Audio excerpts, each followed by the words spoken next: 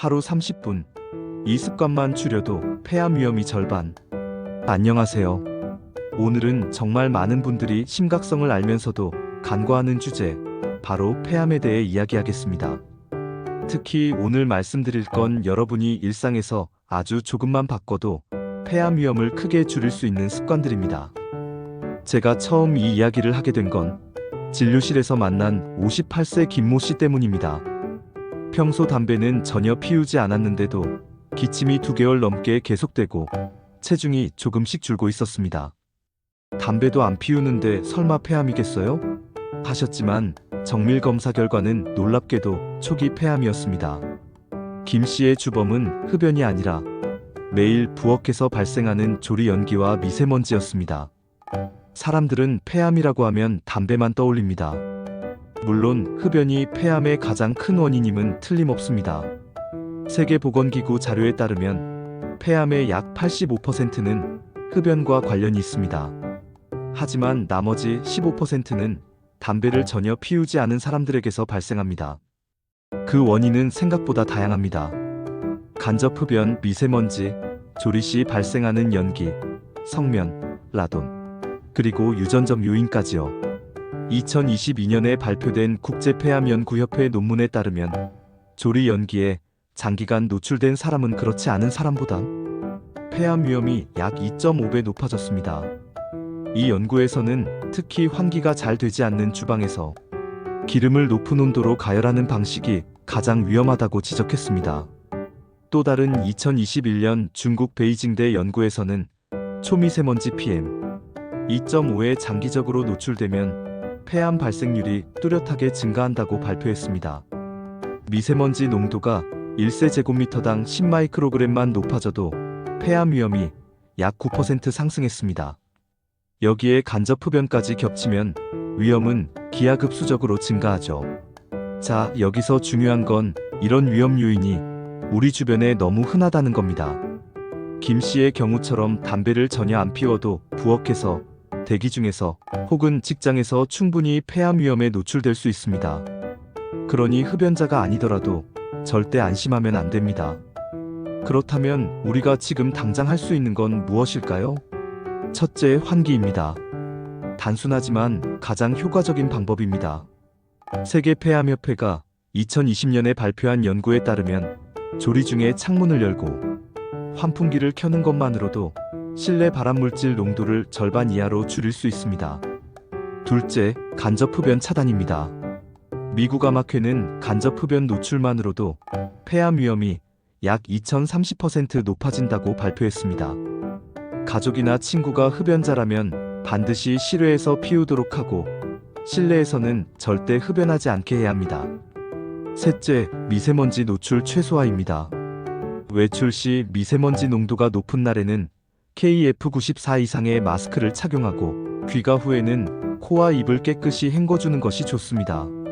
서울대 환경의학연구소 논문에 따르면 하루 평균 20분 이상 KF94 마스크를 착용한 그룹에서 호흡기 발암물질 흡입량이 현저히 줄어들었습니다.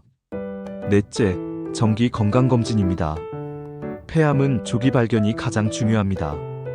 국가검진에서 제공하는 저선량 흉부 CT는 흡연자뿐 아니라 고위험군, 비흡연자에게도 폐암 발견율을 높이는 데 효과적입니다. 김 씨는 다행히 초기 단계에서 수술을 받고 생활 습관을 철저히 바꾸면서 지금은 건강을 되찾았습니다. 담배 안 피운다고 방심하면 안 된다는 걸 뼈저리게 느꼈어요 라고 하셨죠. 여러분, 폐암은 생각보다 우리 가까이에 있습니다. 오늘 제가 말씀드린 생활 속 위험 요인을 기억하고 하나씩 줄여나가 보시길 바랍니다. 이 음식 매일 먹으면 폐암 위험이 뚝 떨어집니다. 여러분, 폐암이라는 단어를 들으면 대개 담배 끊어야지부터 생각하시죠. 물론 맞습니다. 흡연이 가장 큰 위험 요인입니다. 하지만 오늘은 담배 얘기가 아니라 먹는 것에 집중해 보겠습니다. 무엇을 먹느냐에 따라 폐 건강이 달라진다는 사실 알고 계셨나요? 저는 65세 여성 환자 한 분을 기억합니다. 평생 담배를 피우지 않았고 운동도 꾸준히 했지만 3년 전 초기 폐암 판정을 받으셨습니다. 수술과 치료를 잘 마치고 이후 생활 습관을 완전히 바꾼 덕분에 지금은 건강하게 지내십니다. 그분이 가장 강조하는 변화가 바로 식단이었습니다. 이제는 밥보다 채소가 먼저고 약보다 음식으로 건강을 지켜요라는 말이 아직도 기억납니다. 그럼 구체적으로 어떤 음식이 폐 건강에 좋은지 논문과 연구를 바탕으로 말씀드리겠습니다. 첫째, 녹황색 채소입니다. 브로콜리, 시금치, 케일, 당근, 호박 같은 채소들은 베타카로틴과 루테인이 풍부합니다. 2020년 미국 국립암연구소에서 10년간 5만 명을 추적 조사한 결과 하루에 녹황색 채소를 최소 2번 이상 먹은 사람은 그렇지 않은 사람보다 폐암 발생률이 약 30% 낮았습니다. 특히 브로콜리는 설포라판이라는 성분이 폐 속의 발암물질을 해독하는 효소를 활성화시킨다고 보고됐습니다. 둘째, 토마토와 딸기입니다. 토마토에는 리코펜, 딸기에는 비타민C와 안토시아닌이 풍부합니다. 2017년 존스 홉킨스대 연구에서 토마토와 과일 섭취가 많은 사람은 폐 기능 저하 속도가 현저히 느렸고 흡연자였던 경우에도 회복 속도가 더 빨랐다고 발표했습니다. 이건 단순한 영양 보충이 아니라 폐 조직의 노화를 늦추는 효과가 있다는 뜻입니다. 셋째, 마늘과 양파입니다. 중국 장쑤성에서 진행된 대규모 연구에서는 마늘을 주 2회 이상 먹는 사람이 그렇지 않은 사람보다 폐암 위험이 약 44% 낮았습니다. 마늘 속 알리신 성분은 강력한 항산화 작용과 항염증 작용을 합니다. 양파 역시 퀘르세틴이 풍부해 폐세포를 보호하는 데 도움을 줍니다. 넷째, 생선과 오메가3 지방산입니다. 연어, 고등어, 정어리 같은 등푸른 생선은 오메가3가 풍부합니다. 2021년 핀란드 헬싱키대 연구에서는 오메가3 지방산 섭취량이 높은 그룹이 폐암 발병 위험이 20% 이상 낮았습니다. 오메가3는 염증을 줄이고 폐혈류를 개선해 세포 손상을 막는 역할을 합니다. 다섯째, 녹차입니다. 녹차의 카테킨은 강력한 항산화 물질로 발암물질이 DNA에 손상을 주는 것을 막아줍니다. 일본 시즈오카대에서 4만 명을 7년간 추적한 연구에 따르면 하루 녹차를 2잔 이상 마신 사람은 폐암 위험이 20% 감소했습니다. 다만 위가 약하신 분들은 공복에 마시지 않는 것이 좋습니다. 여섯째, 비타민 D와 셀레늄 보충제입니다.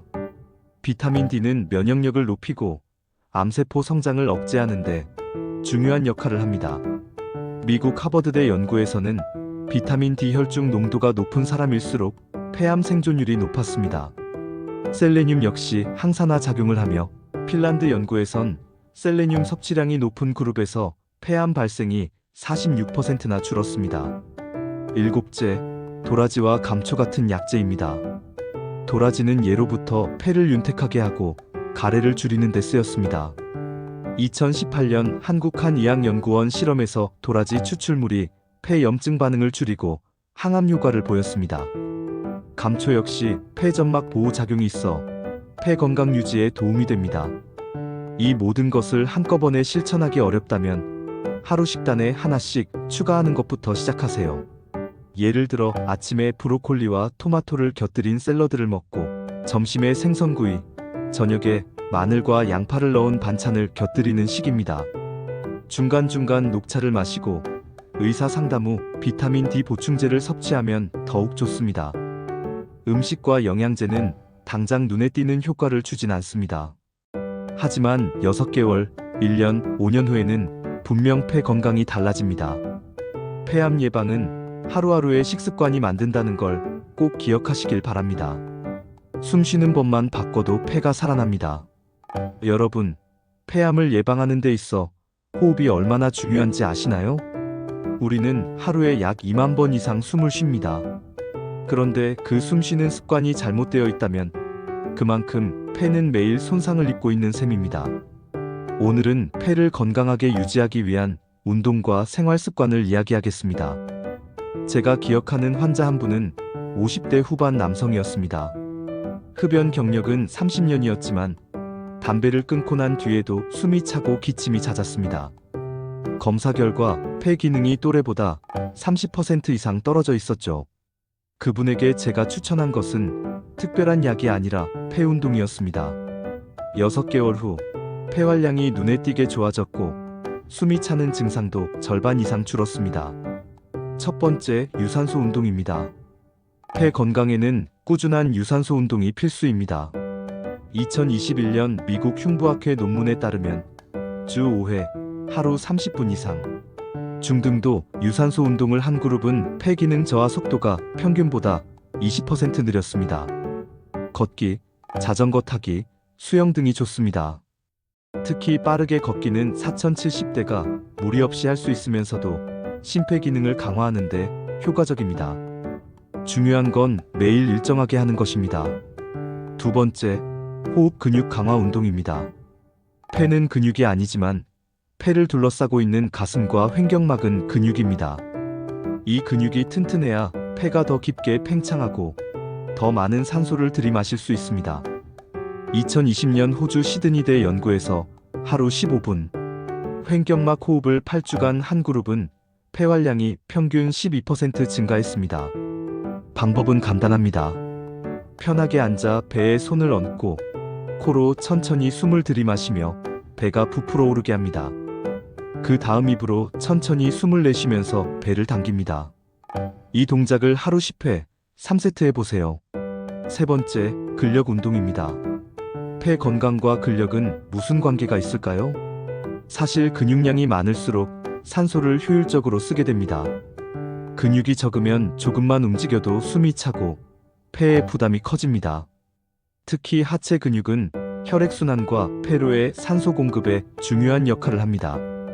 2022년 일본 도쿄대 연구에 따르면 하체 근력이 강한 노년층은 폐 기능 저하 속도가 평균보다 25% 느렸습니다. 스쿼트, 런지, 계단 오르기 같은 간단한 하체 운동을 매일 510분만 해도 효과가 있습니다. 네 번째, 환경 관리입니다. 아무리 좋은 운동을 해도 매일 나쁜 공기를 마시면 소용이 없습니다. 세계보건기구 WHO는 대기오염을 폐암의 주요 원인 중 하나로 꼽습니다. 미세먼지 농도가 높은 날은 외출을 줄이고 반드시 KF94 이상의 마스크를 착용하세요. 집에서는 공기청정기를 사용하고 환기는 공기가 비교적 깨끗한 새벽이나 늦은 밤에 하는 것이 좋습니다. 다섯 번째, 금연과 간접흡연 차단입니다. 이건 너무 당연하지만 아직도 간과하는 분들이 많습니다. 담배 연기 속 발암물질은 7,000종 이상이며 그중 70여 종이 직접 암을 유발합니다. 심지어 간접흡연도 폐암 위험을 2030% 높입니다. 따라서 본인뿐 아니라 가족과 지인의 흡연 환경도 철저히 관리해야 합니다. 여섯 번째, 스트레스 관리입니다. 스트레스는 면역 기능을 떨어뜨리고 염증 반응을 악화시킵니다. 미국 스탠퍼드대 연구에 따르면 만성 스트레스에 시달리는 사람은 폐암 생존율이 15% 낮았습니다. 명상, 요가, 가벼운 산책 등으로 스트레스를 줄이는 것이 중요합니다.